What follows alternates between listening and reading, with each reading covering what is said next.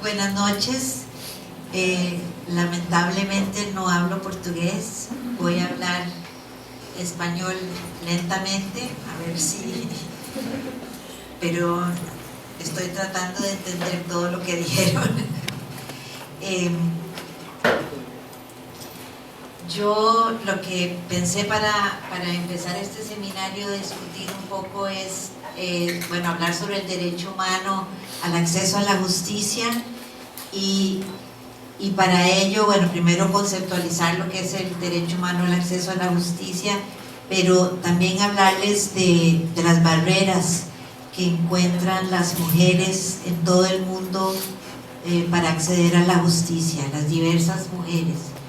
Y compartir con ustedes un estudio que hicimos hace algunos años ya el año pasado. Salió la recomendación general número 33 del Comité de la Convención sobre la Eliminación de todas las formas de discriminación contra las mujeres, presidido por Silvia Pimentel de Brasil, que es una recomendación sobre el acceso a la justicia, muy importante, porque explica no solamente qué es el acceso a la justicia y todos los elementos que se requieren, sino algo que tal vez es más importante aún, es cuáles son las obligaciones del Estado con respecto al acceso a la justicia de todas las personas y en particular de las mujeres, porque el Comité CEDAW pues se dedica a los derechos humanos de las mujeres. Es una convención sobre la discriminación contra las mujeres que, hablando de género, quisiera recordar que las mujeres somos la mitad de la población del mundo. No es un pequeño grupito, un sector de la sociedad, sino es la mitad, o sea, casi 4 billones de mujeres que viven discriminadas, unas mucho más que otras, debido a la intersección de diferentes formas de discriminación, pero todas las 4 billones discriminadas por ser mujeres.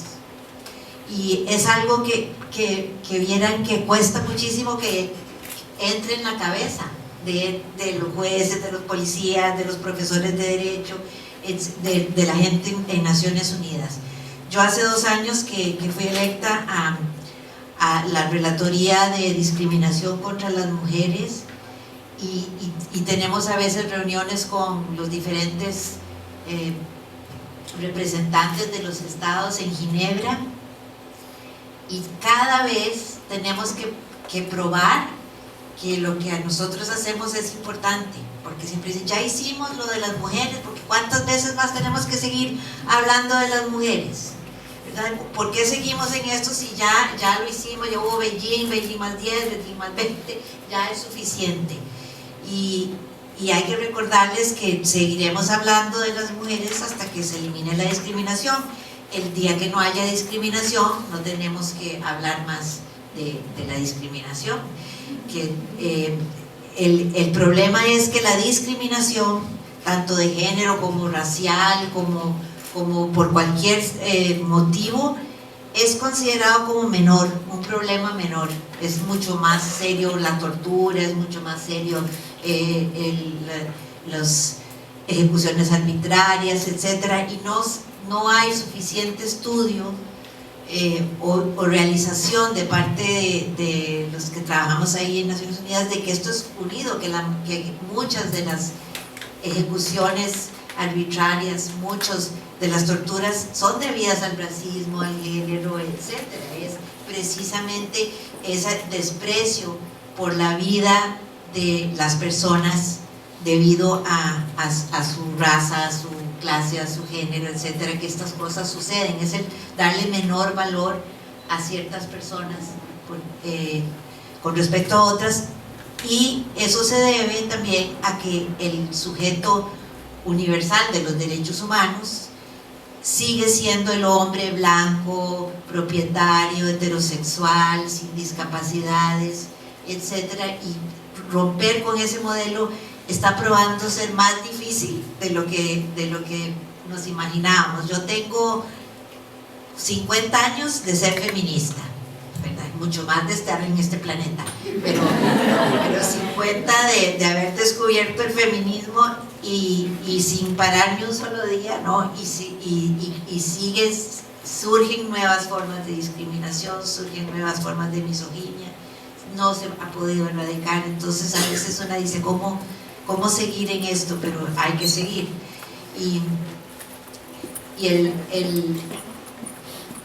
Antes de hablarles de las barreras y de la recomendación, quiero recordarles que hace apenas 20 y pico de años que las mujeres somos seres humanos. O sea, antes de 1993, cuando la Conferencia Mundial de Viena declaró que los derechos de las mujeres eran derechos humanos, no éramos humanas. O sea, si los derechos nuestros no eran humanos, entonces no éramos humanas nosotras. Y es más, la convención sobre todas las formas de discriminación contra la mujer existía, pero no estaba ni siquiera dentro del sistema de derechos humanos de Naciones Unidas. Existía la Convención de la Discriminación Racial, la Convención de los Derechos Políticos y Civiles, la Convención de los Derechos Económicos, Sociales y Culturales, que eran el sistema de derechos humanos de Naciones Unidas. Y en otra parte de Naciones Unidas, que se llamaba para el adelanto de la mujer, estaba la convención, y ahí era en la división del adelanto de la mujer estaba donde se le daba el servicio al comité CEDAW, que fue hasta 2008 que el comité pasa a ser parte del sistema de derechos humanos de Naciones Unidas. O sea, vean qué poquito, 2008, en que ya el comité se considera un comité de derechos humanos y no un comité de las mujeres. Pero en el nombre, porque sigue siendo menos valorado. Hay que estar probando todo el tiempo que lo que hace el comité es importante, que tiene que ver con la mitad de la humanidad. O sea, las personas que llegan ahí a pedir, a poner quejas y todo, es la mitad de la población del mundo. Y sin embargo tiene menos recursos, menos tiempo para reunirse que otros comités que ven 2 derechos, 3 derechos. En cambio, la CEDAW ve todos los derechos económicos, sociales, políticos, civiles, culturales de la mitad de la población del mundo. Eso les quiero decir, me gusta decir porque como les digo, ahora en la relatoría que yo estoy, que somos 5, también nos dicen, pero pues, qué montón, 5, para ver solo la cuestión de la discriminación contra la mujer, qué desperdicio de tiempo, de recursos, etc. Entonces, esto es con lo que lidiamos cuando trabajamos por los derechos de las mujeres y de todas las mujeres, y cuando se une a la discriminación de género, la discriminación racial, étnica, por orientación sexual, etcétera, es más complicado todavía, ¿verdad? Porque todavía hay más imaginarios con los que hay que luchar y hay más problemas de concebir, de conceptualizar, porque nuestra forma en el pensamiento occidental es compartimentalizado, y entonces nos cuesta mucho ver la intersección de las discriminaciones diversas que sufre una mujer negra, por ejemplo, y pobre. No es que sufre 3 formas de discriminación, es la intersección, es de esa forma de discriminación, que es una discriminación diferente a la suma de las discriminaciones. Y eso no es fácil de solucionar por el comité, y está haciendo un gran esfuerzo por hacerlo, y creo que esta recomendación general 33, la recomendación general 28, que habla de la discriminación interseccional, está logrando por lo menos nombrarla, que tal vez no entenderla en toda su profundidad, pero sí nombrarla, que ya es un avance en el mundo de los derechos humanos. El hecho de que tenga un nombre es un gran avance. A veces pensamos pero ¿de qué sirve? Bueno, sirve que ya por lo menos se pueda concebir y que empiecen a luchar por un mecanismo para lidiar con ello. El hecho de que las mujeres fuimos declaradas humanas en el 93, todavía no somos tratadas como humanas, pero ya por lo menos hay mecanismos, se habla de que es necesario poder poner las denuncias y reparar a las mujeres por las violaciones a los derechos humanos. Entonces, esta recomendación general lo que hace es recordar que el acceso a la justicia es un derecho humano que es necesario para garantizar los otros derechos humanos. O sea, si una mujer no tiene acceso a la justicia, a poner una denuncia, a que le reparen la violación que ha sufrido, los otros derechos humanos pierden potencia, porque no hay donde se le repare por eso, y eso es algo que todavía, bueno, cuando hable de las barreras le hablaré. Entonces, esa recomendación habla de lo que es un derecho humano, que los estados, por ende, cuando es un derecho humano, es algo que también le cuesta mucho a los funcionarios entender, que es una obligación del Estado brindar ese servicio, no es un favor, no es a discreción del Estado si tiene a la justicia, sino que es una obligación del Estado que tiene que rendir cuentas de cómo lo está haciendo, pero y es también un derecho de las personas de las personas que habitan el territorio de un Estado. Entonces es doble, es el derecho de las personas y es un servicio público que tiene que garantizar el Estado, y eso es muy importante, porque la recomendación, entonces, como les decía, habla de todas las obligaciones que tiene el Estado y las va enumerando, que tiene que hacer para eliminar esas barreras de las que les voy a hablar, que fueron, y no sé si podría decirlo todas, me salieron 35 páginas de barreras y no sé si aún así se cubren todas, pero el Comité CEDAW, cuando hace una recomendación general, plantea a todo el mundo que quiera que le manden sugerencias de qué debe estar incluido en esa recomendación, qué no debe faltar, y cada vez las mujeres del mundo están enviando más y más información. Por ejemplo, la última recomendación que acaba de salir, que está buenísima, sobre las mujeres rurales, la recomendación general 34 sobre mujeres rurales, que todavía solo está en inglés, pero es la primera documento legal que habla de la soberanía alimentaria, por ejemplo. Entonces eso lo tenemos que usar para proteger el derecho humano a la alimentación, y lo desarrolla muy bien el concepto de soberanía alimentaria, que lo ha desarrollado la vía campesina, pero no en un instrumento internacional legal, sino que esta es la primera vez que está en un instrumento legal. Entonces, esta del acceso a la justicia de las mujeres también es el primer instrumento internacional legal que explica muy claramente qué son los elementos del acceso a la justicia, y para ello el comité abrió a que las mujeres del mundo le enviaran información de qué cuáles eran las barreras que enfrentaban las mujeres y las organizaciones que trabajan con mujeres del acceso a la justicia, y nos pidió a un grupo de abogadas de diferentes partes del mundo que analizáramos esa información, hiciéramos un estudio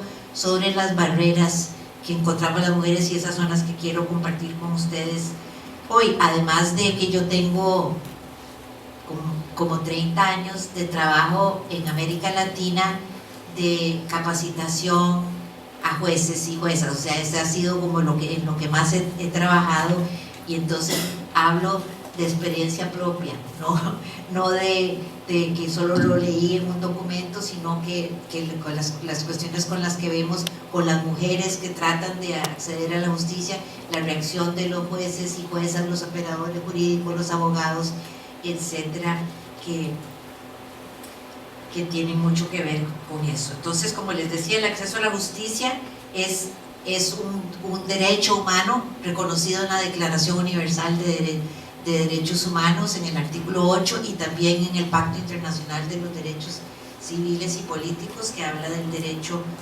humano al acceso a la justicia. y luego la Recomendación General 33, que lo define y lo aclara para las mujeres. En estas,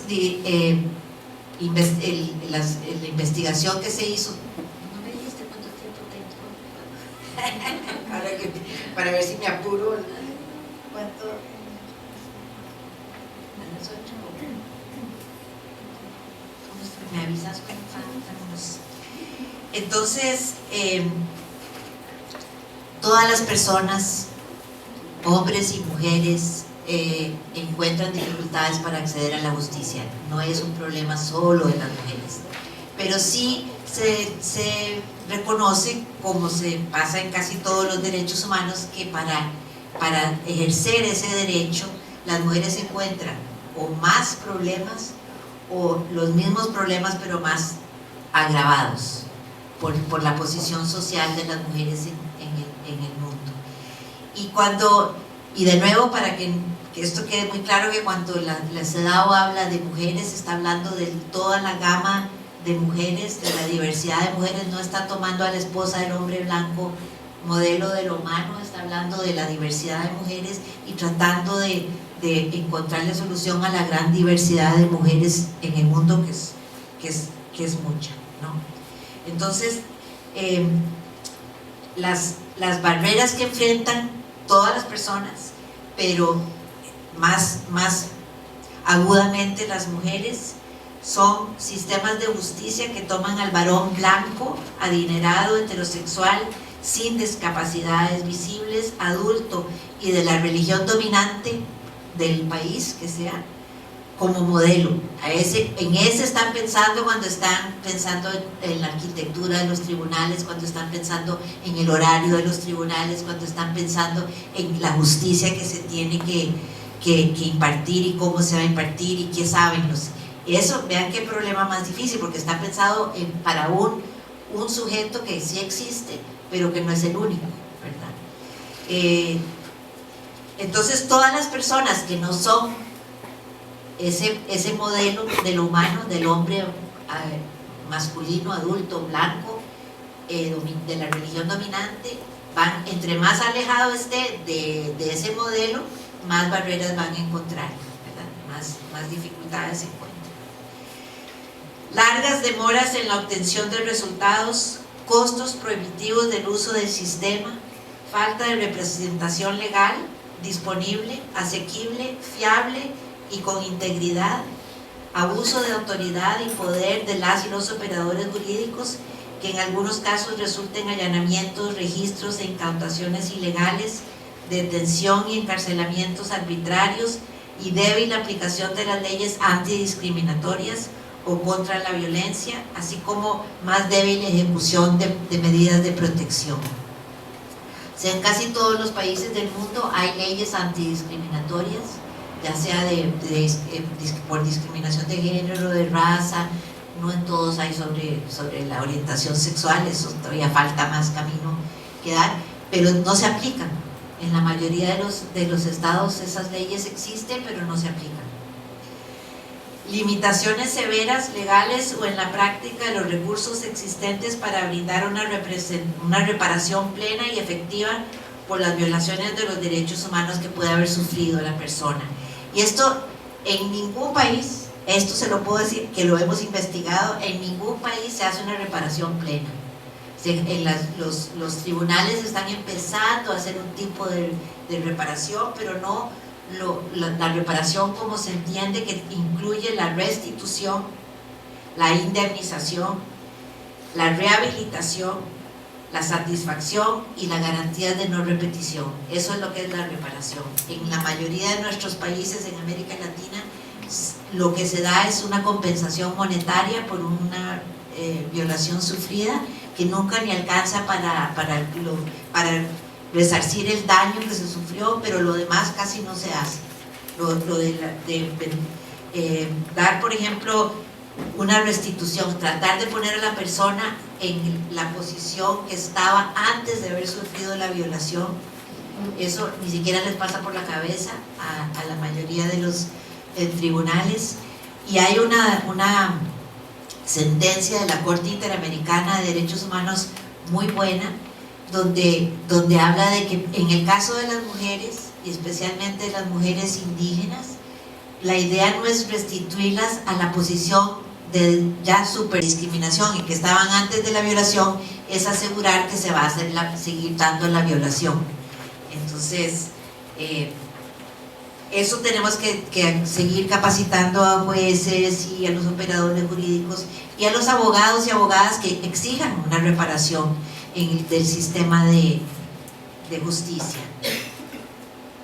Falta de protección preventiva y de facto, particularmente para defensoras y defensores de derechos humanos, especialmente las defensoras del territorio y los bienes naturales, o para las mujeres víctimas de diferentes formas de violencia machista. En estudios que está haciendo ahora el relator sobre defensores y defensoras de derechos humanos, las defensores y defensoras que más se asesinan en el mundo son las que defienden territorio, ¿verdad? Contra las minerías, contra las hidroeléctricas, esos los están asesinando, y quienes más asesinan son a las mujeres pertenecientes a pueblos indígenas, que son las que más están en la defensa de los territorios. Y eso no hay una protección para estas personas defensoras de derechos humanos, a pesar de que está la Declaración sobre la protección a los defensores y defensoras de derechos humanos.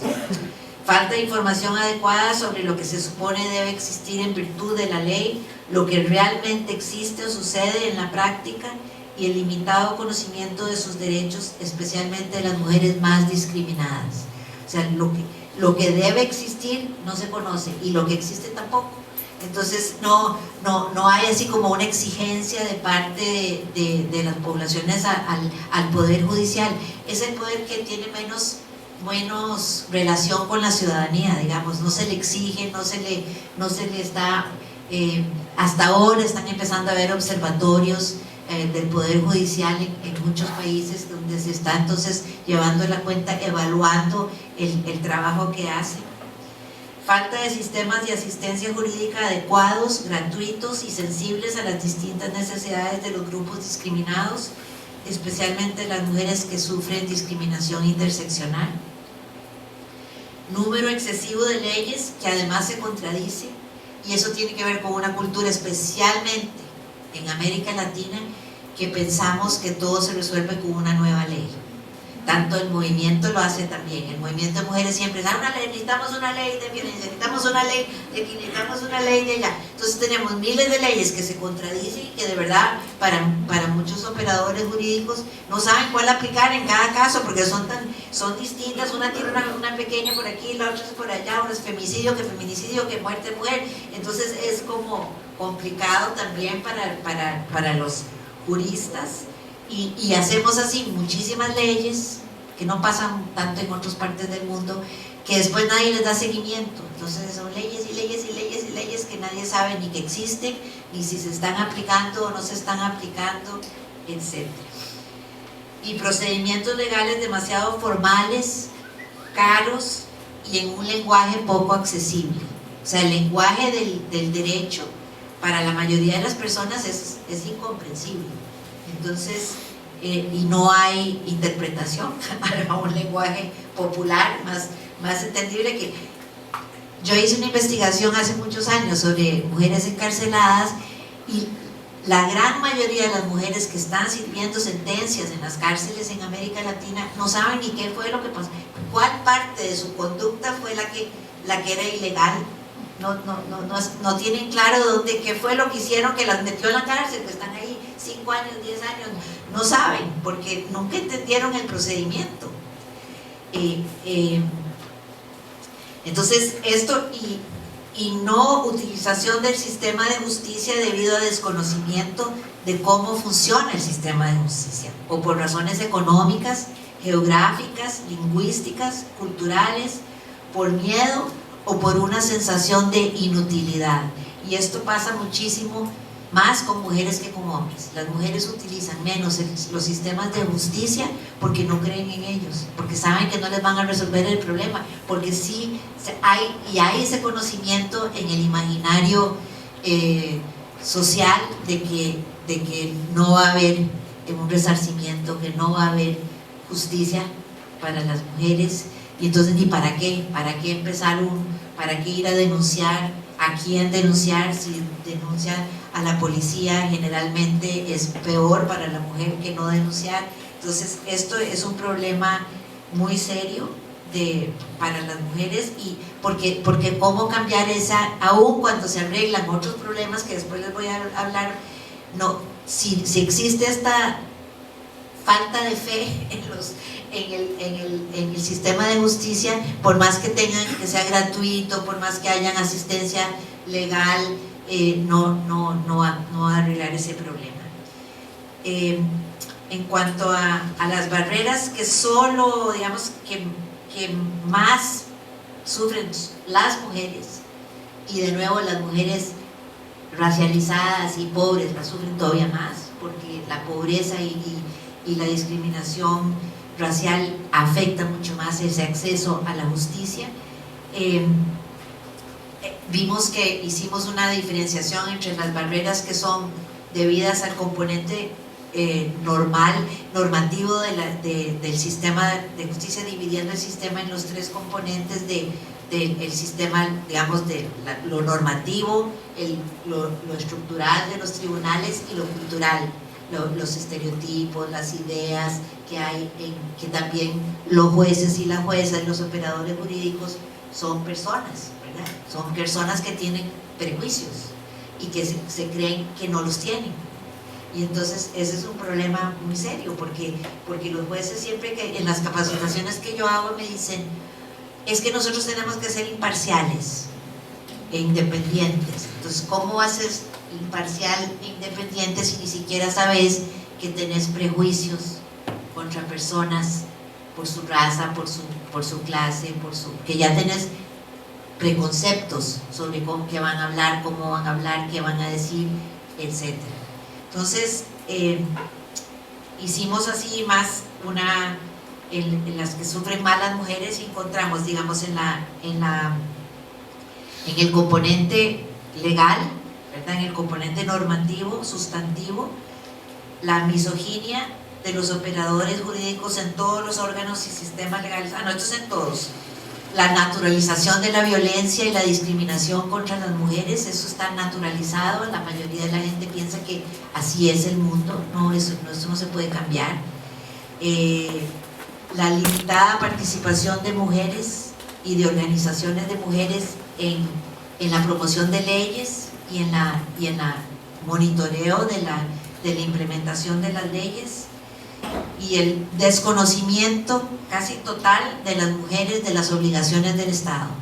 La mayoría de las mujeres no exigen a los poderes judiciales, a los fiscales, a los abogados que cumplan con su deber, porque no creen que tienen ese deber, porque están pensando que es, bueno, más bien es como que van a pedir un favor a la fiscalía, van a pedir que si las escuchan, y no se dan cuenta que es, de nuevo, que es una obligación del Estado brindar ese servicio. Entonces, barreras en el componente formal sustantivo son las leyes, la permanencia de leyes discriminatorias, que en América Latina se han eliminado muchas leyes discriminatorias, pero todavía quedan muchísimas leyes que, aunque tal vez ya no están vigentes, en la mente de los jueces las siguen aplicando. Es bien interesante como, aunque haya igualdad, por ejemplo, en las causales de divorcio, para los jueces sigue habiendo la diferencia en que si el adulterio de la mujer y el adulterio del hombre no es lo mismo, ¿verdad? Eso sigue, y esas leyes cuando se derogan leyes discriminatorias, tampoco se hace como un cambio cultural.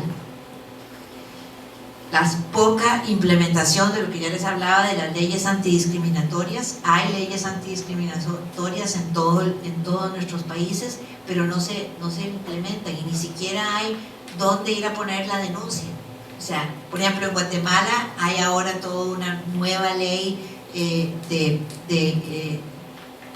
prohíbe la discriminación racial y étnica, pero no hay un lugar donde poner la denuncia. ¿A dónde? Bueno, la prohíbe, pero si uno la sufre, ¿cómo, a dónde pone la denuncia? No hay a dónde. Entonces ese es un problema. Y lo mismo con lo de las mujeres, no hay a dónde poner la denuncia. Tiene que ser como que uno tenga otro derecho violado, entonces de ahí puede argumentar discriminación, pero no hay un lugar donde reciba las denuncias por discriminación.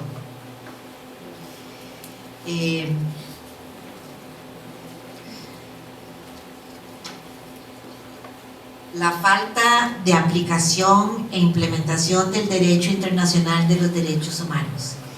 La mayoría de los jueces y juezas y a la población en general desconoce el derecho internacional de los derechos humanos, desconoce los estándares que se han logrado en cuanto al derecho internacional de los derechos humanos y por ende es difícil que se aplique en el derecho interno, y tampoco los abogados litigantes la citan o la utilizan, entonces está difícil, y en las facultades de derecho nos enseñan, entonces es una ley que está ahí, pero que hay que utilizarla más, pero los estándares internacionales, recientemente el relator especial sobre tortura hizo uno, y les recomiendo que lo lean porque eso es maravilloso, que ahora el relator sobre tortura y tratos crueles, inhumanos y degradantes declaró en su último informe al Consejo de Derechos Humanos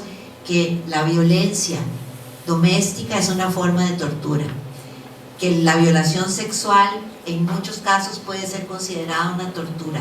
Y esto es importante, no es solo porque se diga tortura, ay sí, qué terrible.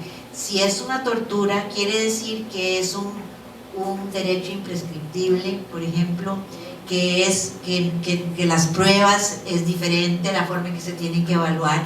Esas son las cosas que tenemos que saber, que no es solo que se llame tortura, es que cambia la forma en que el juez o la jueza tienen que tratar esa violación. Y eso es importante que lo repitamos como ciudadanas y ciudadanos. También tenemos que dar a conocer este derecho, porque si no, quienes lo deberían dar a conocer son es el Estado, pero no lo va a hacer, pero entonces tenemos que empujar, nosotros tenemos que empujar para que lo hagan. El desconocimiento de la responsabilidad estatal con respecto a los derechos humanos.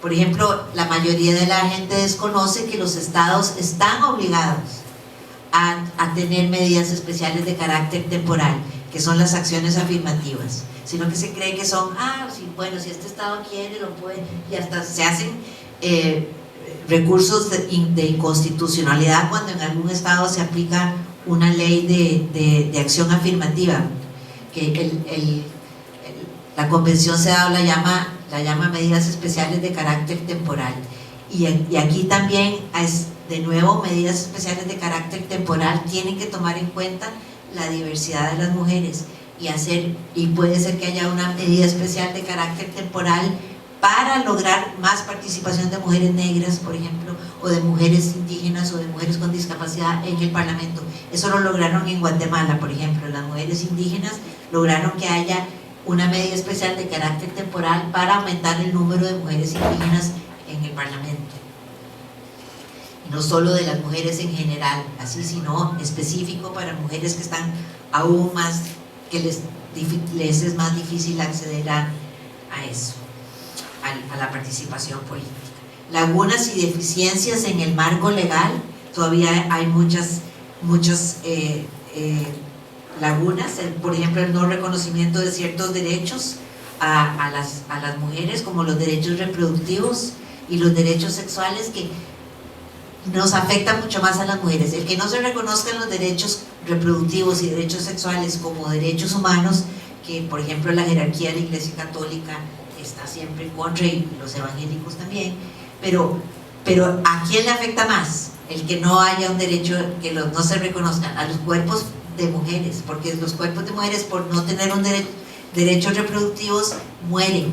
O sea, yo acabo de estar en un tribunal en México donde vimos la cantidad de mujeres que han muerto debido a la violencia obstétrica y a la falta del reconocimiento de derechos reproductivos, a la penalización del aborto, etcétera, que es lo que salva vidas, ¿verdad? La penalización, la despenalización del aborto salva vidas, y sin embargo se habla ¿verdad? La mayoría de las personas que se autodefinen como cristianas están en contra de salvar la vida de las mujeres y se llaman pro vida, cuando yo les llamo pro muerte de las mujeres.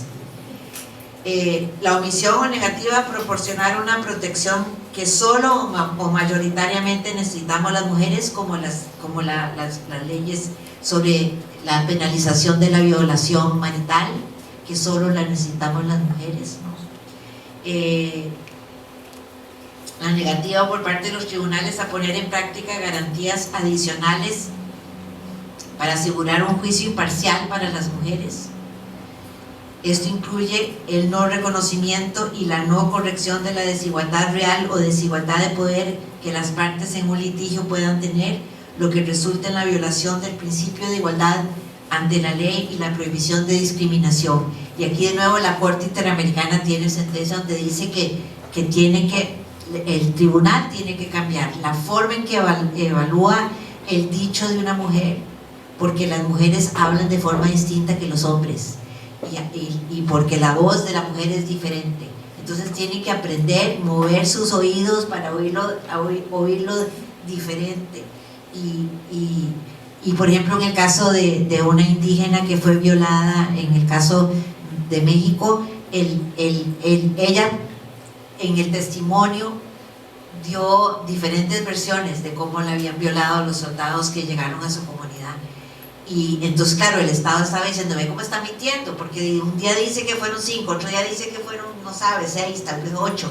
Entonces, los jueces hicieron un razonamiento muy bueno, dice, como una persona que ha sido violada por unos soldados a quienes les sigue teniendo mucho miedo, va a estar teniendo muy claro cómo fue, qué día fue, a qué horas fue, todo eso es no entender cómo pasa una violación, el tramo de la violación. Y el otro problema las barreras son el no reconocimiento o penalización de ciertos grupos de personas. Por ejemplo, como si no se le reconoce a una persona trans que no tiene cédula porque parece una mujer, pero en la cédula o en el cartón de identidad dice que es un hombre, ¿tú cómo puedes ir a poner una denuncia? Si no es la persona que dice el cartón.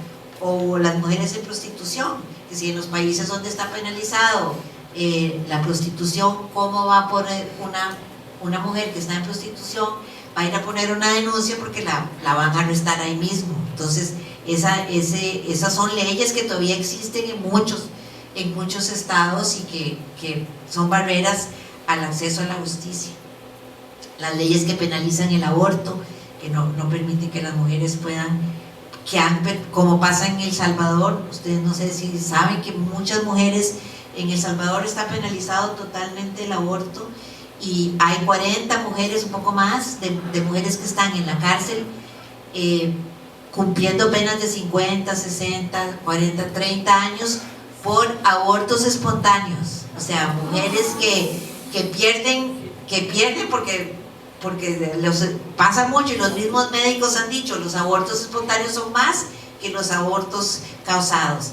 Y estas mujeres llegan al hospital y de una vez la acusan, y después el fiscal cambia y ya no es por aborto, que son 6 años de prisión, sino por homicidio, y homicidio agravado por ser un pariente, ¿no? Entonces yo estuve hablando con una mujer que acaba de ser liberada ahora porque la perdonó la Corte Suprema, que ella dice que ella lo que estaba cocinando, ¿no? La próxima vez que recobró el conocimiento estaba en la cárcel, porque ella perdió el conocimiento, empezó el aborto, la llevaron al hospital, del hospital la llevaron a la cárcel, y una vez cuando ella recobró el conocimiento ya está en la cárcel, y llevaba ya 7 años en la cárcel, ahora le acaban de perdonar. pero le perdonaron la sentencia, sigue siendo sentenciada. Lo que pasa es que la Corte Suprema, en un poder que tiene poder en perdonarle, pero estas cosas son barreras, como las mujeres ahora en El Salvador no quieren que las lleven al hospital cuando están perdiendo, porque saben que ahí van para la cárcel, entonces prefieren morirse que ir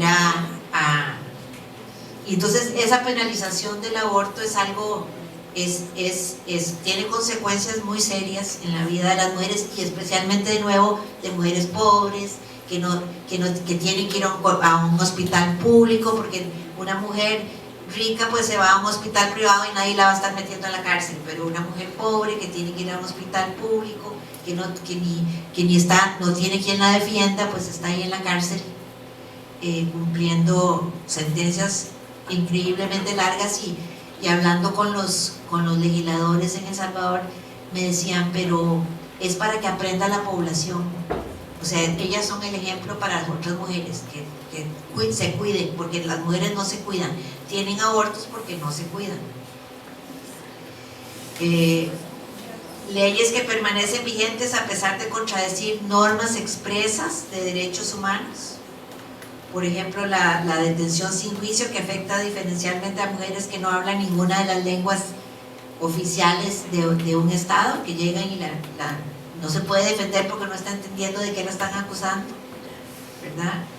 La retirada de los cargos de violación cuando la víctima se casa con el acusado, que eso ya en muchos países ya no está en la ley, pero los jueces lo siguen permitiendo. Si se casa con la violada, entonces ya no tiene que cumplir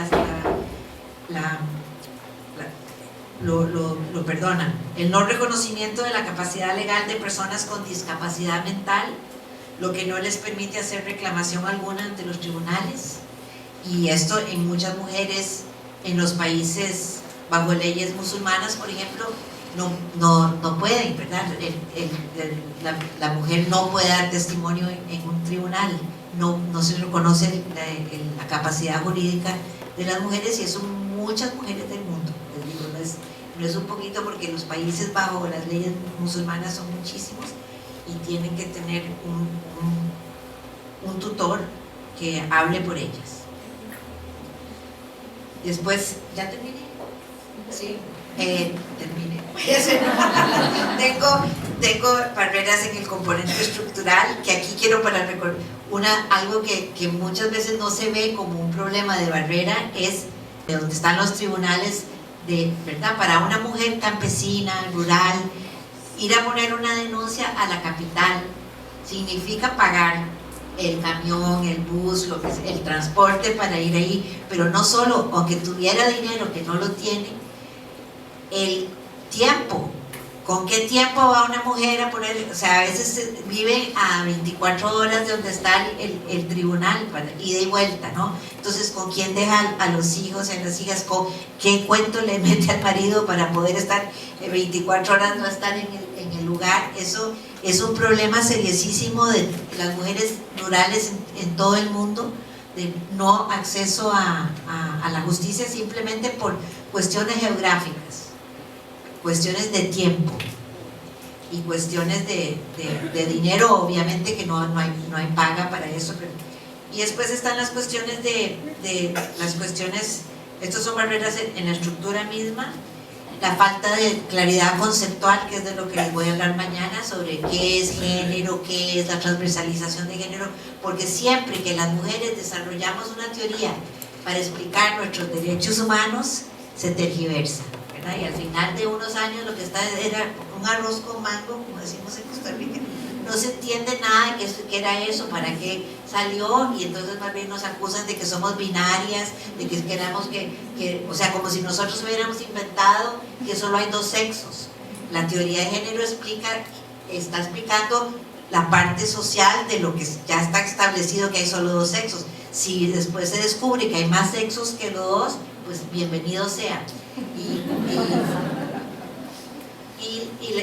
Y una cosa que sí es importante, porque esto es muy nuevo y casi ningún poder judicial ni sistema jurídico lo hace, que es la rendición de cuentas. O sea, así como el Ejecutivo tiene que rendir cuentas una vez al año ante el Legislativo y explicar, los sistemas de justicia deberían de hacer lo mismo, rendir cuentas, que en inglés existe una palabra que se llama accountability, que no existe en español. La rendición de cuentas no es lo mismo que accountability. No sé si en portugués existe accountability tampoco. Es que en nuestra forma de pensar no existe la accountability, esa es la verdad. Es como no existente, nadie tiene que rendir cuentas, que es obligatorio, no es porque rendir cuentas parece nada más que uno dice en qué gastó el dinero y eso, y es mucho más que eso, ¿verdad? El accountability es algo que está también adentro de cada persona, que tiene que cumplir con los deberes que tiene. Y así, y muchas, bueno, esto yo se los voy a dejar a Temis para que los que les interese más la cuestión de ver todas las barreras, porque es importante conocer las barreras, porque hay que trabajar en ellas, en todas, para poder mejorar el acceso de todas las mujeres a la justicia. Entonces, cuando hacemos capacitación, cuando están renovando los tribunales, en algunos países han hecho lo que se llama busitos, que van a las localidades, más bien es el sistema de justicia que va a la comunidad, y entonces se quedan ahí unos días y reciben denuncias de las personas que viven en esa comunidad, así que la persona tenga que ir allá, que es una manera de resolver el problema de la distancia geográfica. Pero hay muchas cosas que hay que hacer, y hay que conocer las barreras para poder mejorar el acceso a la justicia de todas las mujeres. Muchas gracias.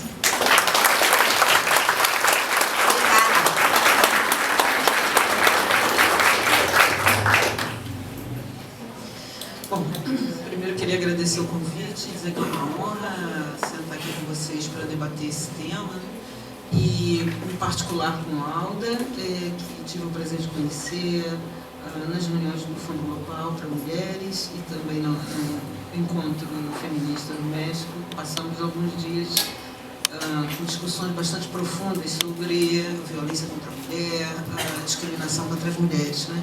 E é bom saber também que você está nessa frente como relatora no caso das discriminações, né? Creio que falar depois de você é mais ou menos organizar o que você disse, olhando de um outro lugar, do lugar de quem não está no sistema, mas que olha para o sistema pensando nessa dimensão de gênero, e sobretudo no que significa essa dimensão de gênero hoje, desde a perspectiva da raça, da orientação sexual, do lugar onde se vive, das condições socioeconômicas. Pensar também o que significa a atuação política nesse campo da justiça, né? Porque parece que nós temos muitas coisas em comum em relação a isso. Eu começaria dizendo que esses mecanismos construídos nos últimos, diria, no século passado, eles foram fundamentais, junto com as concepções feministas e antirracistas, para construir, de certo, uma concepção de justiça para as mulheres bastante importante, mas com significados muito diferentes para cada tipo de mulher, né? Essa ideia da mulher universal que, nós olhamos de longe, reparamos a cor, o tamanho, o cabelo, a forma, mas que na prática ainda se estabelece numa relação da mulher universal, não tem ajudado, não tem permitido que esses mecanismos sejam de fato importantes para enfrentar a discriminação, que também, sob o meu ponto de vista, é o passo para a morte, né? Eu digo por quê? Porque os processos de discriminação, eles não são só, sob o ponto de vista das relações individuais e até das relações coletivas, institucionais, atos simples de discriminar, de não aceitar. Eles também são produtores de processos de exclusão, violência e morte, né? Cada mulher que entra no sistema, porque é uma mulher, ela chega condenada, sobretudo, pelo fato de ser uma mulher negra. e depois o segundo ato, né, o crime cometido, a prática do delito, é o segundo ponto para a sua condenação. Então, nesse sentido, essa ideia de enfrentar a discriminação de gênero, raça, de orientação sexual e todas as outras, a partir da ideia da interseccionalidade, é muito bem-vinda. E é bom que o sistema admita que necessariamente não pode olhar todas as mulheres como elas são. Como uma única mulher, É preciso olhar como elas são, né?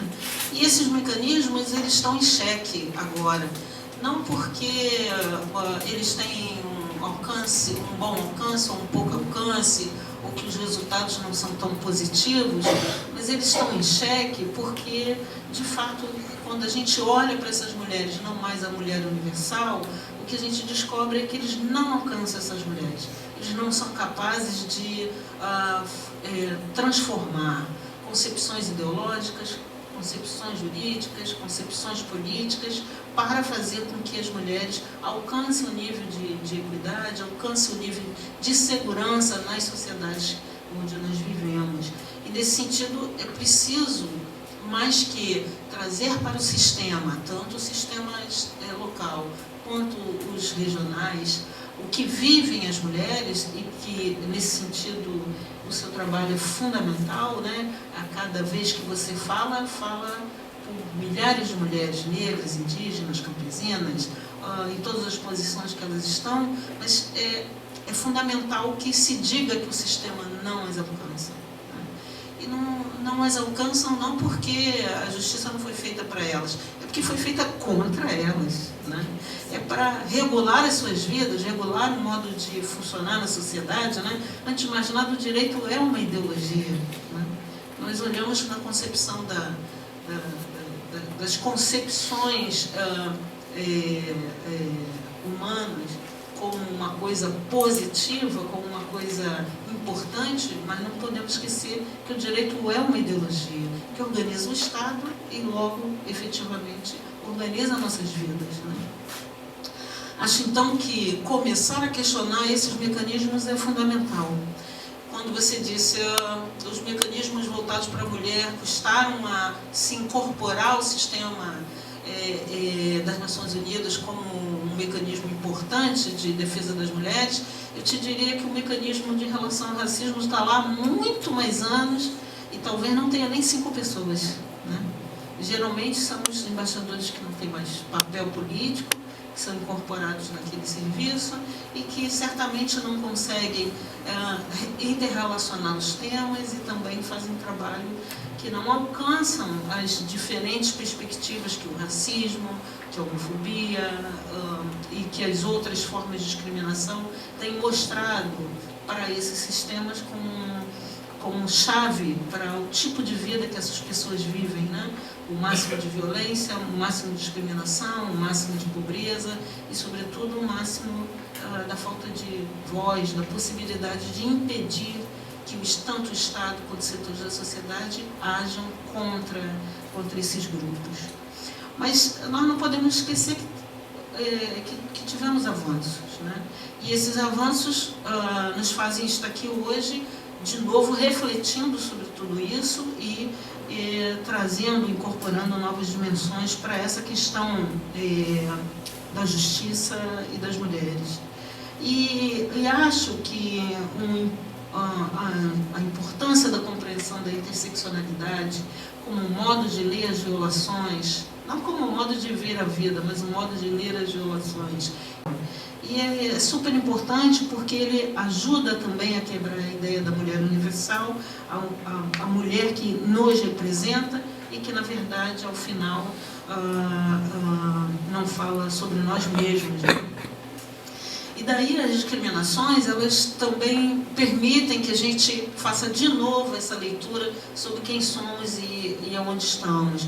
Mas ela ainda faz a leitura sobre o lugar da mulher vulnerável, da mulher hipossuficiente, daquela que não pode falar por si, daquela que não tem a condição de agir. E aí, nesse caso, a nossa incapacidade cresce, né? porque quando a gente fala da justiça para mulheres negras, nós não estamos falando somente da dimensão de um tipo de opressão que afetou o nosso direito. Nós estamos falando de um modo de viver e que esse modo de viver, se ele não extrapola os muros da justiça, ele segue sendo reforçado como uma experiência única, somente nossa, e que deve ser olhado pela justiça como uma incapacidade, não como uma possibilidade. Então, quando se vê uma mulher negra nos tribunais, ou se vê a vítima das vítimas, aquela que não pode mesmo falar por si, ou se vê alguém que rompeu as regras da sociedade e por isso também não pode falar por si, né? Porque é um peso, alguém que vem romper a harmonia, o bem viver de uma dada sociedade. E nesses dois lugares ela continua criminalizada, continua excluída, continua sem poder falar, né? Imagina isso para uma mulher indígena, que ainda vive situações mais complexas ainda do que as mulheres negras, né? Acho importante também, nessa dimensão dos mecanismos, é que muitos dos operadores de direito, se desculpem que eu estou assim meio enviesada, mas o que eu queria dizer para vocês mesmos é que muitos dos operadores dos direitos, ao pensar na reparação, ao pensar na ação da justiça, eles pensam no dano, mas não na reparação, né? E essa dimensão da reparação tem feito com que o processo de vitimização, mas da vítima incapacitada, né, segue fortemente, mesmo quando estão do nosso lado, né? E por que segue mesmo estando do nosso lado? Porque é possível ver que uma determinada pessoa sofreu uma violência, mas não é possível ver que devemos pagar pela violência que ela sofreu. Vou dar um exemplo simples, fácil de ler, público. Anos atrás, um projeto de uma rede de organizações de direitos humanos teve uma iniciativa fantástica de olhar a questão do racismo na educação e pegou num momento, num espaço da cidade do Rio de Janeiro, onde o tráfico e a polícia estavam operando e esse lugar parou vários meses. Crianças não podiam ir para a escola, os pais não podiam caminhar, essa ação dessa rede fez com que as pessoas pudessem falar sobre o que estava acontecendo e o que elas queriam de resposta. Passados 6 meses, nenhuma daquelas crianças foi para a escola. E ao final de 6 meses, ninguém pagou pelos 6 anos que elas perderam de escola. Quer dizer, ninguém pediu que elas fossem encaminhadas para outras escolas, ninguém pagou financeiramente o prejuízo que elas tiveram de 6 meses de vida parada, e ninguém vai dar mais adiante o direito delas dizerem, bom, perdi 6 meses, então eu tenho que ter um plus para fazer determinadas coisas, né? Esse é um caso que eu analisei, por isso eu falo muito dele, mas eu vejo isso em quase todos os casos de direitos humanos. Então, as pessoas têm a sua casa queimada, vão se inscrever num programa aqui chamado Minha Casa Minha Vida, mas ninguém vai pagar o prejuízo da casa queimada, dos documentos, da sua memória, né? Sem contar outras histórias que a gente está habituados a ver, né? Essa ideia de que não tem direito à reparação é que eu acho o fino da tortura nesse processo. Eu até reconheço que você tem direito à justiça, desde que seja só o reconhecimento de que você sofreu um dano. Mas daí, dispor dos recursos públicos, dispor de outras possibilidades existentes na sociedade e no Estado para a reparação do direito, não. Né?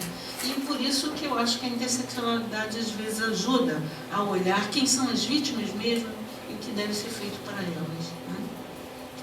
Acho também que esse afastamento, essa barreira de acesso ao sistema tem a ver também com como ele é violento com aqueles para qual ele foi criado para o controle, né? não só no modo que a gente adentra o sistema, né? Muitas barreiras físicas, né? Lugar para passar para ser revistado, espaços que você não pode ter escadarias, lugar que você não pode sentar, né?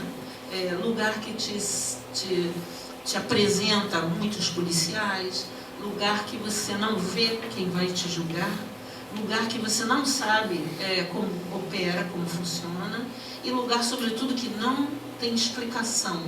Uma sala nobre, uma bancada alta, espaços divididos entre quem acusa e quem defende, plateia, enfim, e um isolamento no meio desse lugar para dizer que você é o réu, você está distinto de todos aqueles espaços.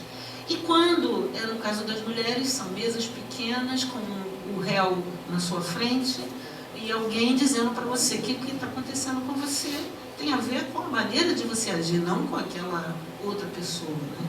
É lógico que a gente sempre se refere também a essa dimensão da violência intrafamiliar,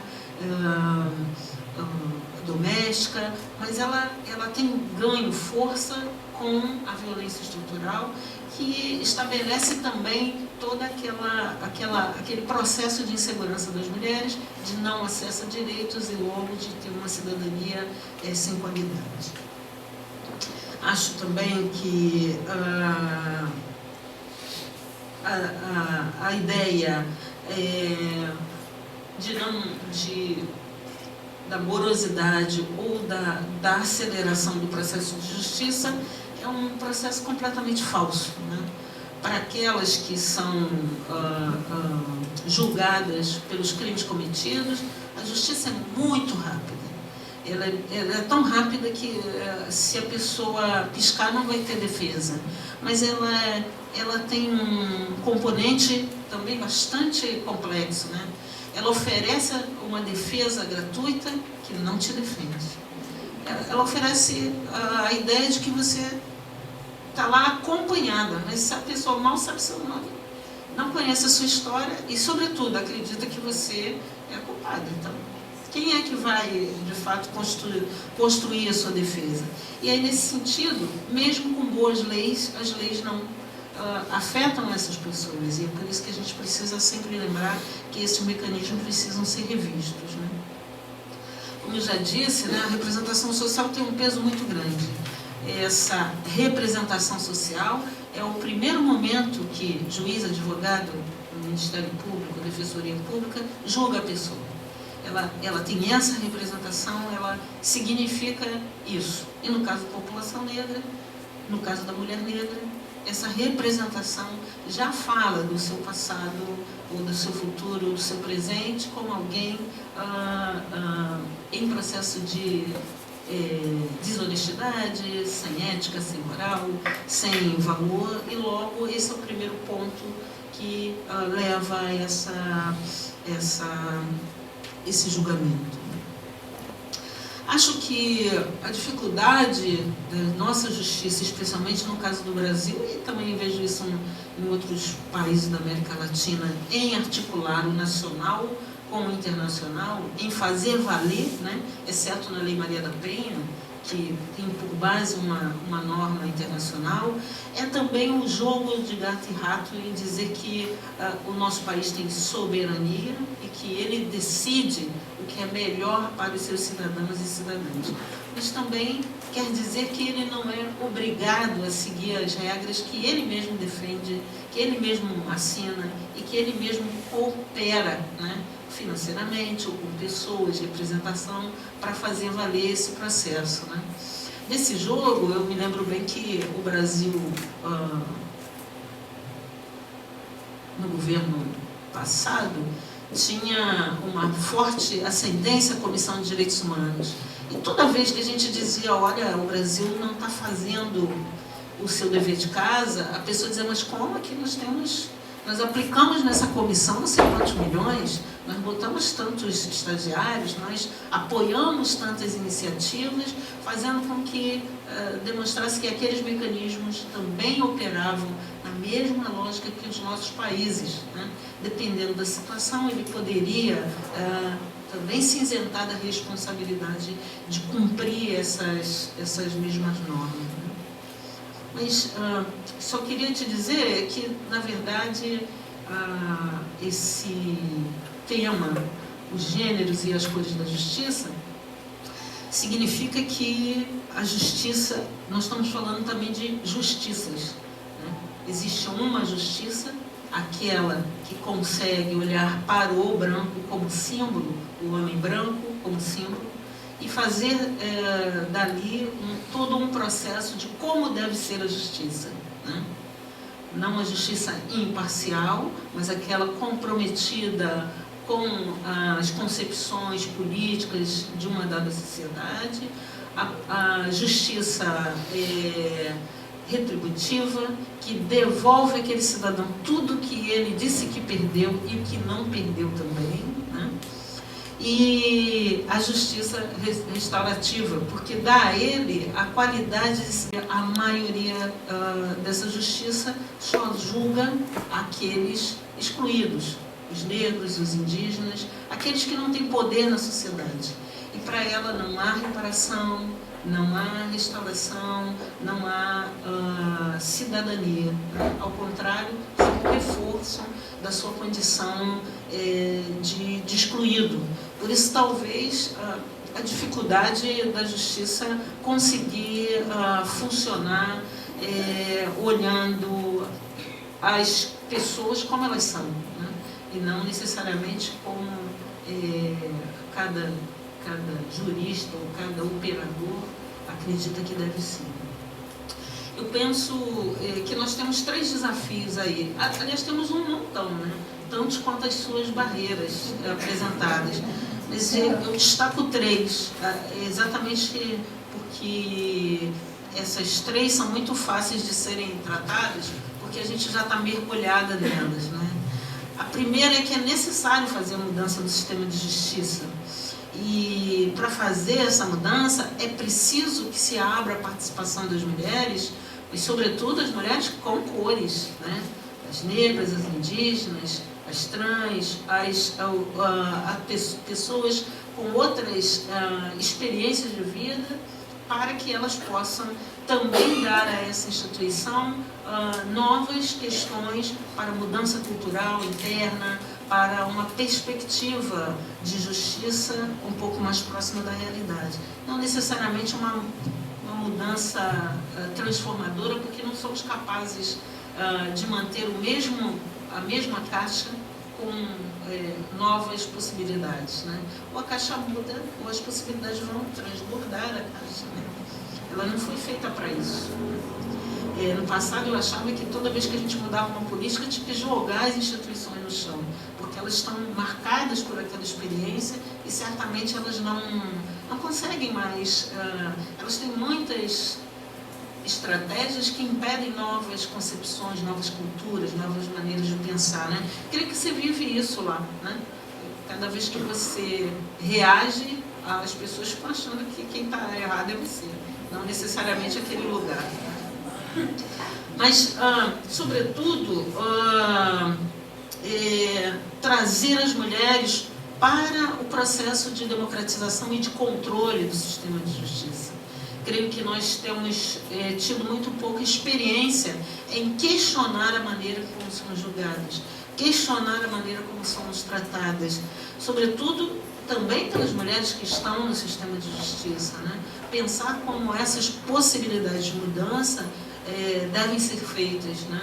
E, sobretudo, deixar visível que nós discordamos desse processo, né? E nós discordamos pelo fato de que a justiça tem uma forte aliança com o processo de segurança, ajuda, fortalece as práticas de discriminação e de encarceramento e, sobretudo, de violência em relação a esse tipo de população, e quando vai fazer esse julgamento, faz com toda a parcialidade possível. Acho que a terceira questão é começar a pensar que nós precisamos demandar a justiça com os nossos tempos, sabe? Eu sempre tenho muita vontade de chegar num tribunal para participar de uma discussão da mortalidade das mulheres. Por que elas morrem tanto na hora do parto e a justiça não olha isso como um problema? Porque elas não foram lá reclamar, né? As mulheres passam por um encarceramento sem saber do que se trata, porque ninguém vai questionar esse processo, né? Os abortos aqui não chegam ao tipo do El Salvador, mas estão bem próximos, né? As mulheres também que passam pelo processo de abortamento são algemadas na cama do hospital. As presas grávidas vão ao parto algemadas. E parece que esse não é o assunto, né? Se não tiver a vítima reclamando no tribunal sobre esse processo. Então, eu acho que a gente vai precisar demandar aos tribunais também, né, ao sistema como um todo, as nossas queixas, mas de outro ponto de vista, né?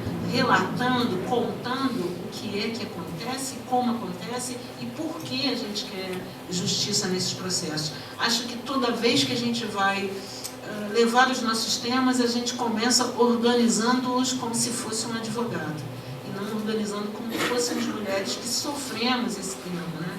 Eu sinto muita tristeza quando eu abro um processo e que eu não vejo assim, a mulher falou isso. Eu sempre vejo conforme falou a meliante, conforme falou o elemento, nunca a mulher falou isso. Ela disse assim, ela sentiu assim. E acho que nosso terceiro desafio é retomar a dimensão da educação em direitos humanos, mas não sob o ponto de vista dos cursos de formação sobre direitos humanos, mas dos desafios que precisamos enfrentar no sistema, do significado disso. Ou esse sistema está baseado em direitos humanos, ou não vamos conseguir superar as injustiças produzidas por ele. E aí, nesse sentido, eu termino aqui te agradecendo por ter nos trazido mais trabalho, de ter que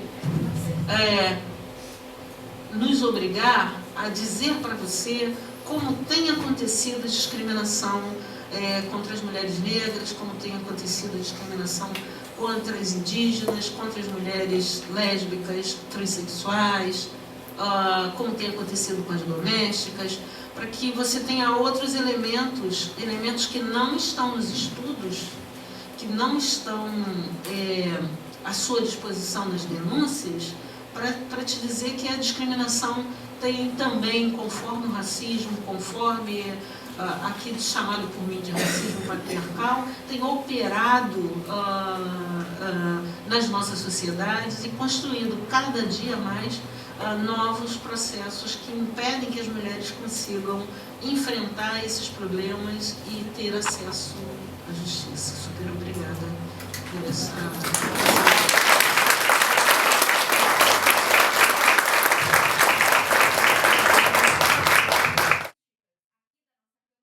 Gostei da forma como tu começou dizendo o sistema, não é só que ele não foi construído para nós, ele está contra e está feito para controlar. A gente tem delegacias especializadas de atendimento à mulher que não prestam a notícia crime, não aceitam prestar, tentam convencer as mulheres a não denunciar a violência. Eles não conseguem reconhecer direitos. É interessante ouvir de Alda neste lugar e da Lúcia por acompanhar o debate internacional também, que experiências são inspiradoras para um país como o nosso neste momento dar seus próximos passos em relação a uma demanda de novas justiças, né? O que outras pessoas, outras mulheres no mundo estão fazendo que a gente precisa conhecer, compartilhar.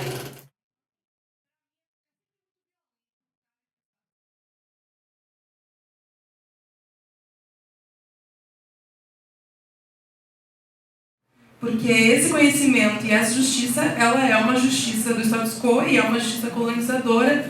Como garantir que quando eu estou lá, por exemplo, no Cruzeiro, né, passando conhecimento para as mulheres, eu não estou as colonizando e sim estou emancipando, né? Sim, elas vão saber questionar, mas elas também vão saber questionar nos limites daquela justiça. O direito penal nasceu del control de los cuerpos de las mujeres, así nace. Entonces, qué difícil, y para contestarte a vos, usar un instrumento que se creó para controlar, no para justicia, todo lo contrario.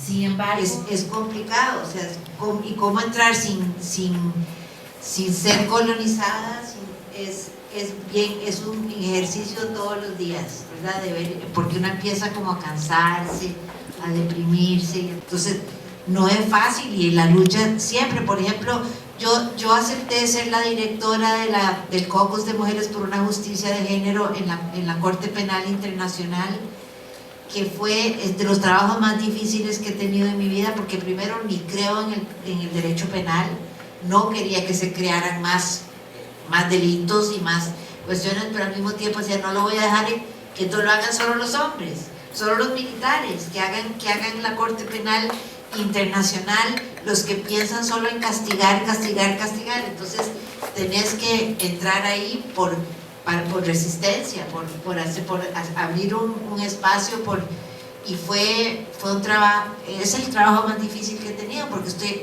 luchando hasta contra mis principios, que son, yo creo en la abolición del derecho penal, y entonces ahí tratando de construir derecho penal internacional encima, pero porque es necesario también en esas estructuras, digamos. No puedes permitir que un genocida quede impune, ¿verdad? Entonces, si se castiga a una persona porque mata a una persona, ¿cómo no se va a castigar a una persona que mata a todo un pueblo? Entonces, son esas cosas que son bien difíciles, y yo no todos los días les daría la misma respuesta. Hay días que digo, no, la verdad que esto no tiene solución. No hay que trabajar más con el derecho, es imposible. Yo llevo, como les digo, 30 años capacitando jueces, trabajando, y me dan ganas de irme a vivir a una finca y sembrar zanahorias, papas y cosas así, que es un trabajo mucho más es duro, muy duro, pero por lo menos es satisfactorio. Y entonces yo creo que para no colonizarse o colonizarse menos, es siempre tener grupos de apoyo de feministas, antirracistas, antipatriarcales, etcétera, que pueda uno darse cuenta de cuánto se está colonizando, cuánto está empezando a creer en el asunto, para mantenerse yo lo que tengo un instrumento que se llama el sospechómetro, que es sospechar de todo. Todo lo que se crea en el Estado hay que sospecharlo. Esa es mi primera reacción. Después empiezo a verle si tiene algún beneficio, pero sospechar primero que nada, porque todo lo que crea el patriarcado es patriarcal. Entonces es eso. En cuanto a la pregunta tuya de la que vivió en Costa Rica, que no me Tamara, es esto de una justicia, y yo estaba en el acceso a la justicia, hablamos más el acceso a poner denuncias, no tanto la justicia como castigadora de las personas que han cometido un delito, ¿verdad? Entonces es cómo las personas que han sufrido una violación pueden acceder a la justicia. Ese es digamos, más el derecho humano al acceso a la justicia, que también es el correspondiente, es el derecho humano a un juicio justo cuando uno ha sido acusado de un delito, que son como las dos caras de ese derecho. Yo lo estaba hablando más desde el ángulo del acceso a la justicia cuando uno ha sido víctima de una violación a un derecho humano. Pero en cuanto a esa, digamos, observatorio de los poderes judiciales, está muy empezando, porque siempre se ha creído que el poder judicial es un poder independiente, entendido independiente como independiente de la ciudadanía también, o sea que no tiene ni que rendir cuentas a la ciudadanía, ni al legislativo, ni al ejecutivo, ni nada, y eso es muy incipiente en el mundo. Hay mucha resistencia de los poderes judiciales, porque todavía, ¿verdad?, hablan de que si si tienen que estar rindiendo cuentas a la ciudadanía, cómo van a ser imparciales y cómo van a ser independientes, toda una discusión, pero creo que en América Latina están empezando a crearse observatorios de los poderes judiciales. En Argentina hay, en México lo están empezando a poner, a ver cómo funciona eso, ¿verdad? Y también tener un lugar donde se pueda poner una denuncia por actuaciones ilegales hasta de jueces y eso, que tampoco prospera mucho porque son los mismos jueces a los que se les pone la denuncia, entonces es complicado.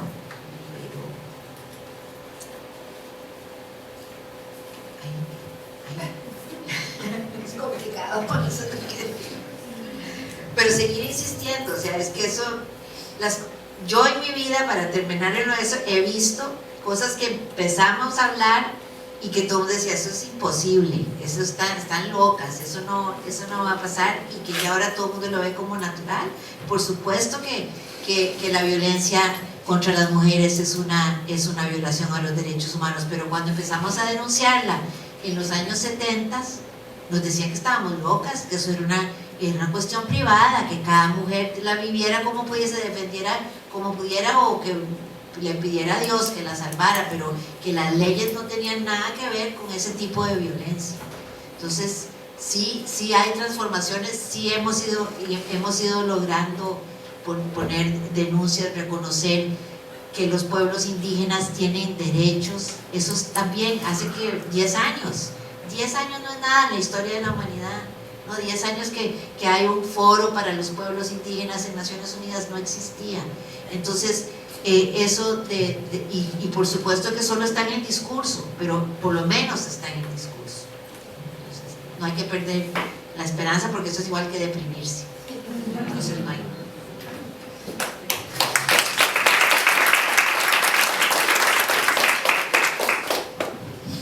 Bom, já que essa função de debatedora quase que me fez uma palestrante, então vou aproveitar a onda. Deixa eu falar, acabou. Eu vou seguir aqui no seu desabafo, sabe? Só queria te lembrar que negros não estão no sistema de justiça agora. Eles já estão lá, desde o período da escravidão, trabalhando esses processos e construíram muitas estratégias de luta e de atuação no sistema.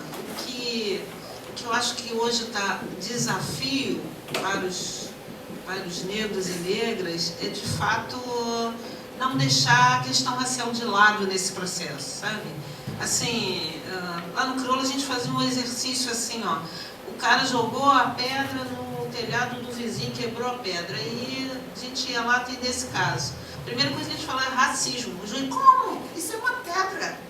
Mas se ela não fosse negra, ele não tinha jogado a pedra no telhado dela. Pô, é aquilo. Até que no final, um dia o cara viu, isso é racismo, sabe? Então eu acho que a gente tem ainda esse trabalho político e educativo, já que não pode bater, tem que educar, né?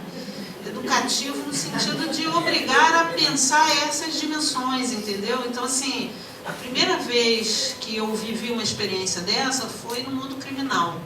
Você sabe que até a década de 80, antes de 88, adolescentes que cometiam um ato infracional, eles não passavam por um julgamento, eles iam direto para um internato, né? Lá ficava, depois de completar 20 anos, passava para a prisão.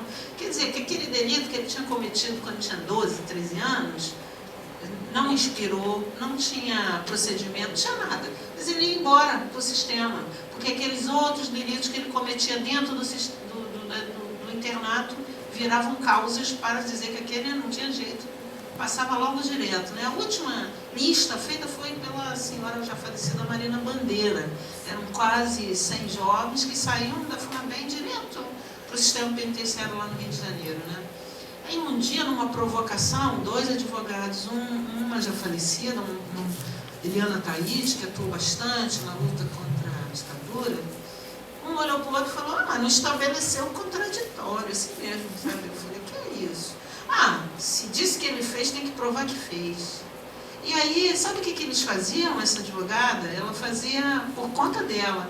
Ela chegava, cada menino que era preso, assim, no grupo onde a gente trabalhava, ela chegava lá para o juiz, ela quer estabelecer contraditório. Aquilo virava um inferno na vida do advogado, do juiz, sabe? O juiz, como? Não tem legislação. Tem legislação, mas diz que não pode isso, não pode aquilo, ainda mais ele com 13 anos, 14 anos, não foi. Eu acho que às vezes também falta inspiração política para aqueles dos nossos lados. Eu quero falar do pessoal do nosso lado, que sabe do problema, sabe? E não se inspira. Outro dia a gente falando lá das moças que entram para visitar seus companheiros no presídio e são presas, né? O tal famoso rodou no scanner. Aí lá o Ministério Público discutindo mulher, racismo, aí levantou uma mocinha e falou, olha, eu trabalho lá no Ministério Público, não sei por que não se aplica a lei tal que diz que ela pode esperar o julgamento em casa porque ela tem um filho pequeno. Eu falei, mas será que só essa mulher sabia disso? Não é possível. Será que só ela conhecia esse, sabe? Então eu acho também que a gente tem essa função de olhar esses instrumentos e daí a formação, a discutir com as mulheres, e isso é fundamental para elas saberem quais são as possibilidades que se tem nesse processo. Gente, nós não explicamos ninguém o que é direito, as pessoas sabem o que é. Nós só dissemos para ela que, olha, quando é nessa instituição se lê desse jeito, quando é nessa se lê desse, quando é nessa essa palavra que assim, outro dia aprendi uma palavra, já esqueci, mas eu vou lembrar. Eu fiquei apaixonada pela palavra, sabe? Que é quando o Estado não pode causar dano a uma pessoa. Tem um nome disso, eu vou lembrar. Hein? Não é inimputável não, é uma palavra boba, dessa do tipo, o Estado não pode fazer uma polícia que bata em você, porque você é uma cidadã. É uma palavra boba. Eu fiquei, acho que o sábado inteiro, procurando como que nenhum advogado leu isso. Eu vou lembrar o que é. É uma besteira, sabe? E aí dizia assim, o Estado não pode causar dano a uma pessoa, ele não pode fazer uma política que prejudica a pessoa. Eu falei, será que só eu que descobri isso? Aí comecei a ligar para meus amigos, você sabe o que é? Sei, assim. Por que não aplica? Nem lembrava que isso existia mais. Os caras só botam o nome, endereço, papapá. Poxa, podia ter usado isso no caso tal, sabe? Foi olhando um caso antigo de homicídio que eu descobri aquilo, homicídio praticado pela polícia. Eu descobri, né? Porque todo mundo já sabia, eu que acabei descobrindo ali. Então eu acho que essa formação também ajuda nisso, a dar esses instrumentos. Mas elas têm que ser tradutoras do modus operandi da justiça, mas elas não podem substituir a história. Então, enquanto a Alda falava, eu fiquei pensando, poxa, eu conheço tanta história de gente que foi discriminada, gente que apoiou eu mesma, fulana, beltrana, por que a gente não escreve para ela contando isso, no sentido dela poder ter elementos, argumentos para trabalhar essas questões? Então, eu acho que mais do que cooptação, a ideia que a gente sempre pensa, é lembrar que tem instrumentos, tem perspectivas que ainda não estão traduzidas para as mulheres, sabe? As mulheres leem a Lei Maria da Penha, algumas leem até com a música da Alcione, mas na prática, quando ela chega lá na frente da pessoa que está lá, que não olha na cara dela, que o cara está na frente, sabe? Não tem Maria da Penha certo, tem um receio, um medo do que vai acontecer, sabe? E eu vou contar para vocês um medo que eu tive outro dia. Vocês sabem que nós de Crioulo fizemos uma ação de representação contra a Sony Music na música do Tiririca. E nós ganhamos, nós não, né? O Estado brasileiro, porque o dinheiro foi depositado lá, 1 milhão e pau, lá na conta do Fundo de Direitos Humanos. Um dia eu estou num mercado popular no Rio de Janeiro, chamado Mercadão de Madureira, comprando um pastel. Eis que, de repente, alguém chamou uma mulher de neguinha, pretinha, uma coisa qualquer. O cara da caixa virou e falou assim, olhem, cuidado, porque o Tiririca, coitado, foi condenado a pagar um dinheirão porque umas mulheres entraram numa ação contra ele. Eu comendo fiquei. Eu falei, eu estou em área segura. Mas eu não imaginava que aquele cara sabia que aquilo tinha acontecido, sabe? Lógico, comendo fiquei, fui me afastando. Mas é porque Madureira não é muito fácil, né? Então, Mas você imagina que essas ações parecem que não têm alcance. De fato, quando as pessoas veem o que aconteceu, a Sônia foi condenada, pagou um dinheiro, ninguém não viu o dinheiro está lá no fundo para fazer campanhas contra o racismo, mas o cara lá da pastelaria, lá no Mercadão, sabia o que a gente tinha feito, sabe? Eu agora fiquei em dúvida se ele sabia que eu fazia parte desse grupo, nem tirei a dúvida, não me arvorei a dizer que oba fomos nós, entendeu? Mas eu sei que alguém sabe que essa coisa aconteceu, e eu acho que isso faz parte desse processo de formação que a gente todo dia, que eu acho que é salutar mesmo, traduzir essa linguagem, né?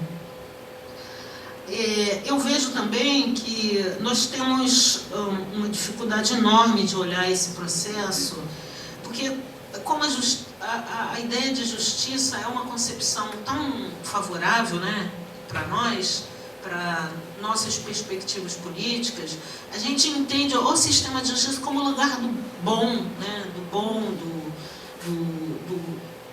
do harmônico, do tranquilo, né, e esquece que, como ideologia, ela também faz crer que aquele é o lugar da justiça, né? Que a justiça só pode ser alcançada se chegar à barra do tribunal, se chegar nesses mecanismos de atuação, e a gente olha essa justiça, entre aspas, como uma boa justiça, a justiça que deve ser desejada. E, nesse sentido, a violência, o processo de segregação que aquela justiça causa, fica aparecendo para a sociedade como um todo como necessário para manter aquela justiça intacta. Não é à toa que a gente escolheu uma mulher meio pelada com uma venda nos olhos. A justiça de Xangô, por exemplo, não é assim.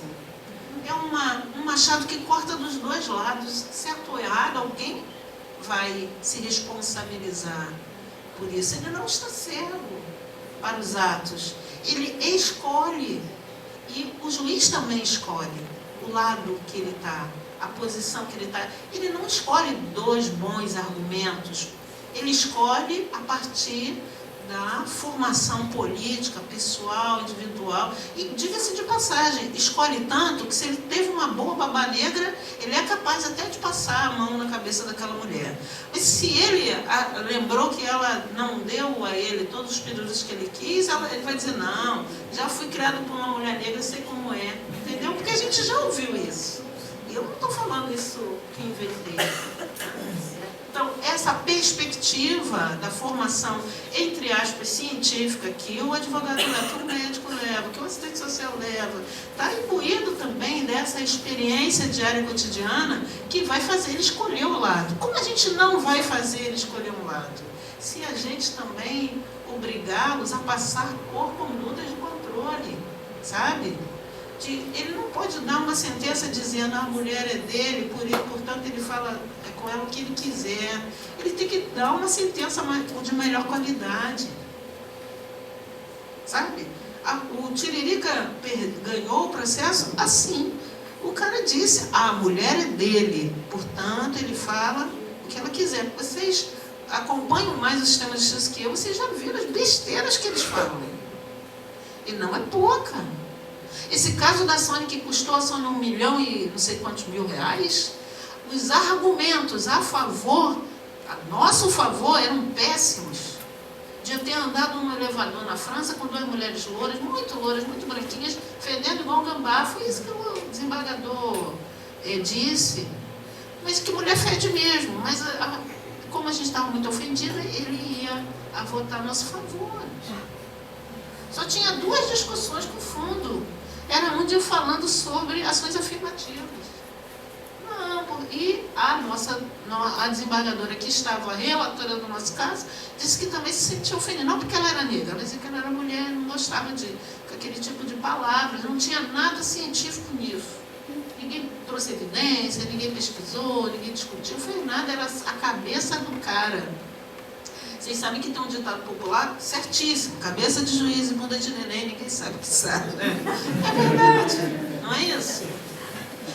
Esse ditado popular não é à toa. Eu tenho visto sentenças que não têm o menor valor de nada. O cara não lembra nem o artigo da qual ele está sinalizando aquilo. Ou quando ele sinaliza o artigo que vai ferrar a vida da pessoa pro resto da vida, né? Nunca mais ela vai querer se levantar. Então, eu queria lembrar que essa ideia do acesso à justiça, ela é muito complexa, porque se nós olharmos de um lado, a população, especialmente a população negra, tem muito acesso à justiça. Ela adentra a justiça e vai para o sistema carcerário. Agora, quando a gente olha a reparação dos danos sofridos por ela, aí as portas estão fechadas. As portas estão fechadas, os anúncios não são aceitos, a legislação não tem consistência, né? A Constituição não é suficiente, a legislação é precária, eu só aceito um tipo de legislação e não aceito o outro, porque essa lei eu não reconheço, e daí vai, né? Então, eu acho que a gente precisa também pôr mais conteúdo nessa dimensão do acesso à justiça, para a gente poder, então, trabalhar com os operadores de direitos essa dimensão, e com a sociedade também, né? Porque ela acha que a justiça é morosa, que a justiça é assim, mas, na verdade, não é nada disso. Para prender, ela é ágil demais.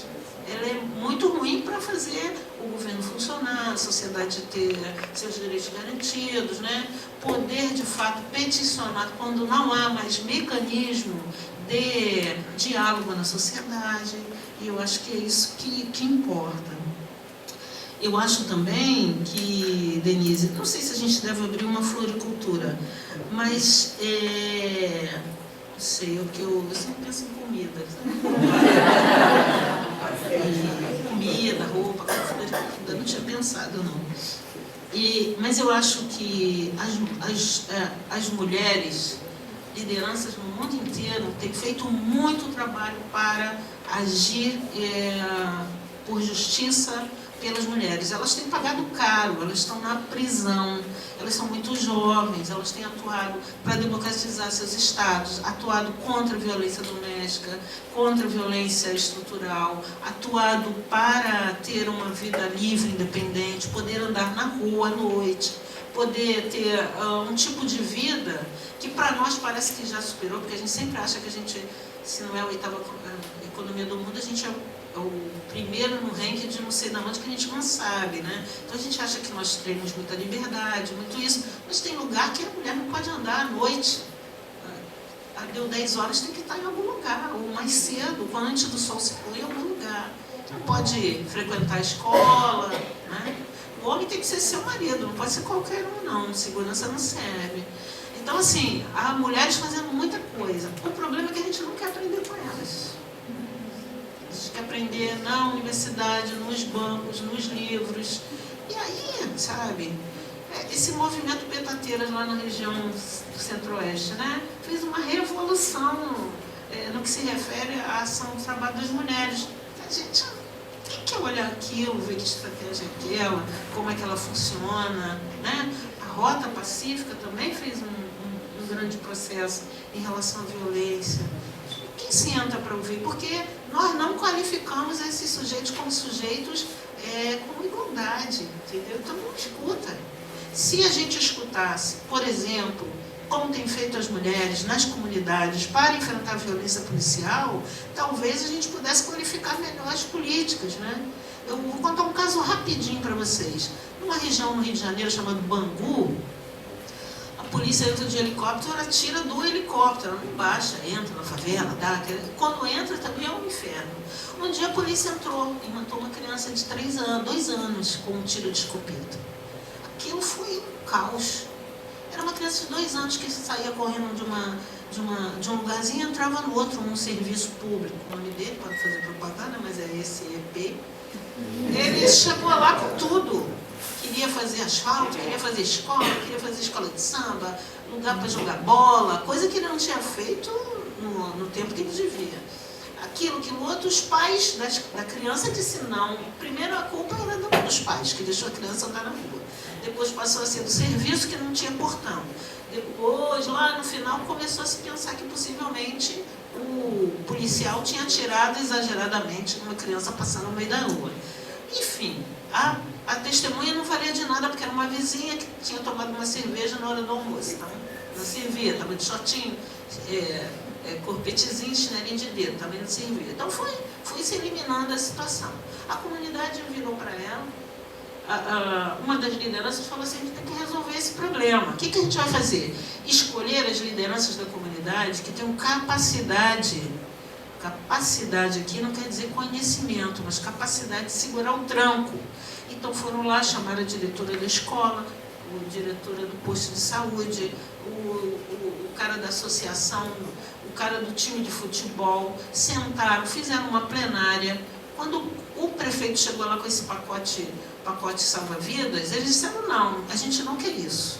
Já que a minha filha não volta, não tem mais jeito, nós queremos um outro tipo de relação com vocês aqui. Se vocês entrarem desse jeito, a gente não aceita. Eu vou dizer para vocês que não mudou 100%, mas melhorou 10%. Sabe? Não dava mais para a polícia entrar e sair atirando. Agora a polícia é obrigada a avisar que está fazendo tem que ir lá no Centro de Cidadania dizer, nós vamos fazer uma visita, vistoria, sei lá o que, na comunidade. Sabe? Pararam de acreditar que todo mundo que mora lá é cúmplice do tráfico, ou é do tráfico, é cúmplice do tráfico, dono do tráfico, é usuário, enfim, adora aquela vida difícil. E foi possível fazer isso, né? Lógico que isso vai ter uma temporalidade, mas, sabe, nós já estávamos pensando, vamos chamar a Comissão Internacional de Direitos Humanos, vamos chamar a Assembleia Legislativa, vamos chamar o governador, vamos chamar não sei quem, eles disseram não é por aí. Então, ouvir essas pessoas é fundamental para construir essas possibilidades, porque às vezes a gente acha que o que é bom é o que a gente pensa que é. Então, se a gente quer mesmo aprender a ação política, tem que ouvir essas pessoas. E tem muitas mulheres fazendo muita coisa. E tem muitas mulheres fazendo muita coisa e estão presas. Estão encarceradas nas suas casas, presas nas prisões mesmo. Pessoas que não podem mais falar e outras não falando por elas. Não é? As jovens que dominam essa parte de tecnologia e vão desenvolvendo modos de tratar e de discutir com essas mulheres as estratégias de luta para se defender. Né? E isso, infelizmente, não está divulgado para todo mundo, porque vocês sabem que não dá ibope, não dá anúncio. Mas se vocês começarem a catar, vocês vão ver o quão as mulheres têm trabalhado para democratizar, para salvar vidas, para operar para um mundo melhor. É só.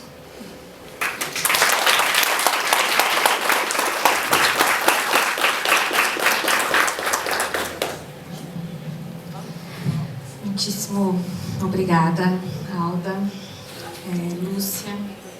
Sempre é muito bom ouvi-las e aprender. Acho que essa é a nossa possibilidade aqui.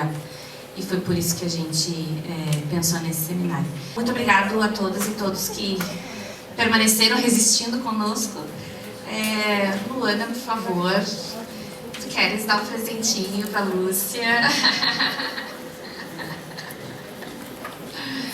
Michele, por favor.